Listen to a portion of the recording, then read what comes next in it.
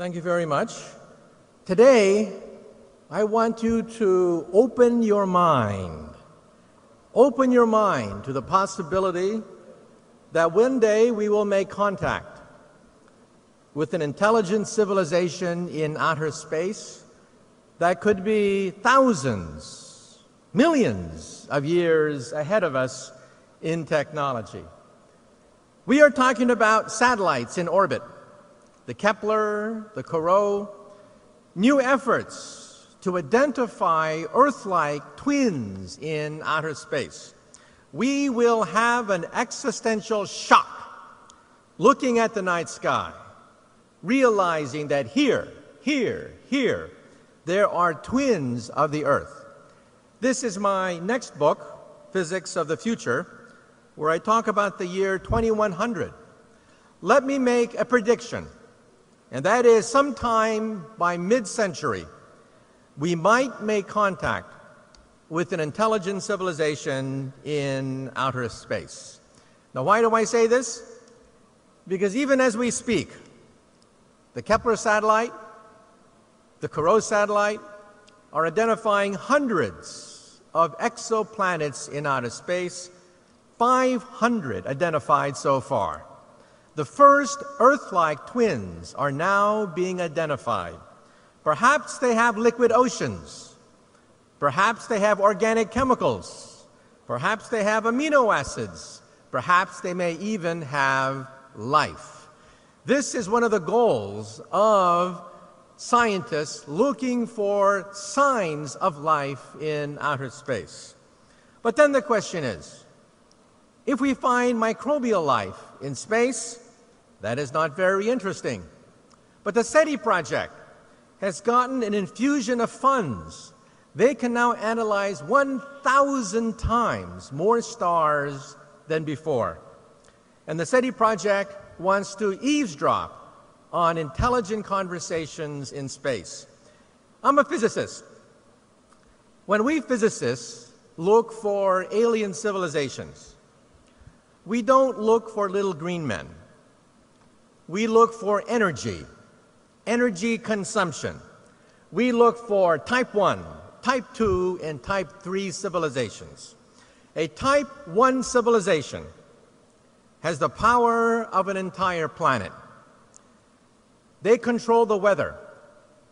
They mine the oceans. They control volcanoes. They control earthquakes. Buck Rogers, Flash Gordon would be an example of a type 1 civilization, a planetary civilization in space. A type 2 civilization in space controls the output of a star. They play with stars. They are immortal. Nothing known to science can destroy a type 2 civilization. Ice ages can be modified. Meteors, comets can be deflected. Even the death of their sun is not a problem. They can either move their planet, reignite their star, or simply find a new star in space. This is a type 2 civilization. A typical example of a type 2 civilization comes from science fiction. The Federation of Planets, Star Trek, would be based on a typical type 2 civilization. And then we have type 3. A type 3 civilization is galactic. They control the energy output of an entire star. For me, this is very interesting because a type 3 civilization would be able to control the Planck energy. The Planck energy is the energy at which space becomes unstable. Space begins to boil at the Planck energy. The Planck energy is a quadrillion times higher than the Large Hadron Collider. And gateways, perhaps, wormholes, doorways, portals, perhaps to other dimensions, begin to open up for a type 3 civilization. So we have type 1, which is planetary, type 2, which is stellar, and type 3, which is galactic. But one day, I was speaking in London, and a little boy comes up to me, 10 years of age. A little boy comes up to me, and he says, "Professor, you're wrong. There's type 4. So I look down at this little boy, this pest, and I tell him, "Shut up, kid. Why don't you go play in traffic? There's a nice intersection over there." And he kept nagging me, and he says, "Professor, you're wrong. There's type 4. And I said, "Look, kid, we have planets, stars, and galaxies. That's it. There's nothing else. These are the only platforms for advanced civilizations." And the little boy kept saying, "No, you're wrong. There's type 4, the power of the continuum." Now, for you Star Trek fans, you know that the power of the continuum is the Q. There is something beyond galactic, and that is dark energy.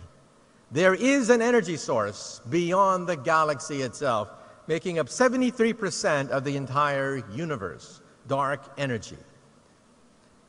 And then the question is, if we start to explore outer space and look for advanced civilizations, why don't they talk to us?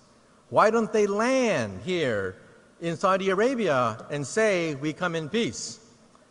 Well, my attitude is, if you walk down a country road and you see an anthill, do you go down to the ants and say, "I bring you trinkets, I bring you beads, I give you nuclear energy, take me to your leader"? Or maybe you step on a few of them. Maybe we're simply not that interesting. So let me now close on the following note. What lessons can we take from this? First of all, this has theological implications. Giordano Bruno was burned alive 400 years ago in 1600 for saying that there are civilizations in outer space. Because if so, the Catholic Church said, do they have a pope?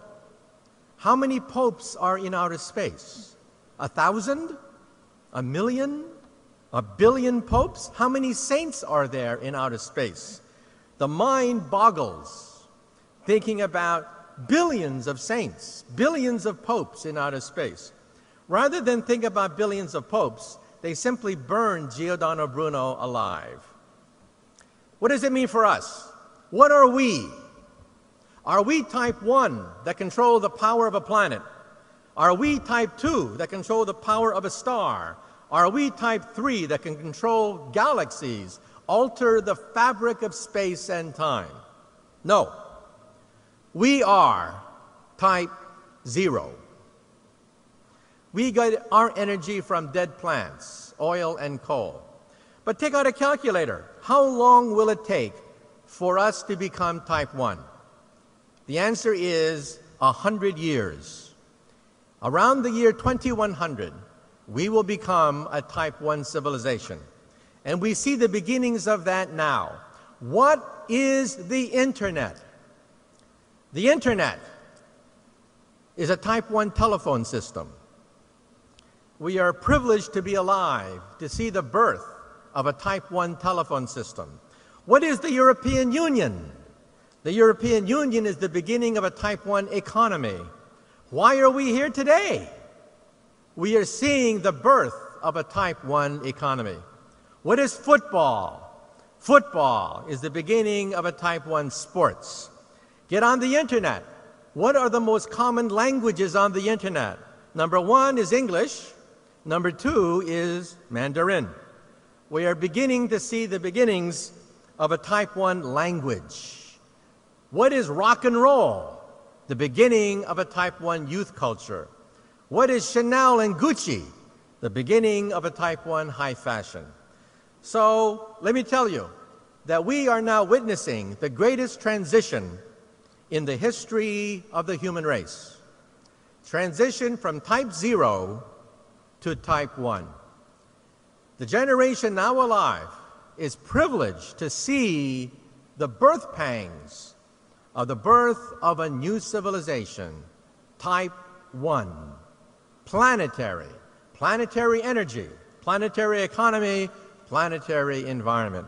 And so in conclusion now, let me wrap up. I'd like to dedicate my comments to Giordano Bruno, who 400 years ago said there are planets in outer space. Every week,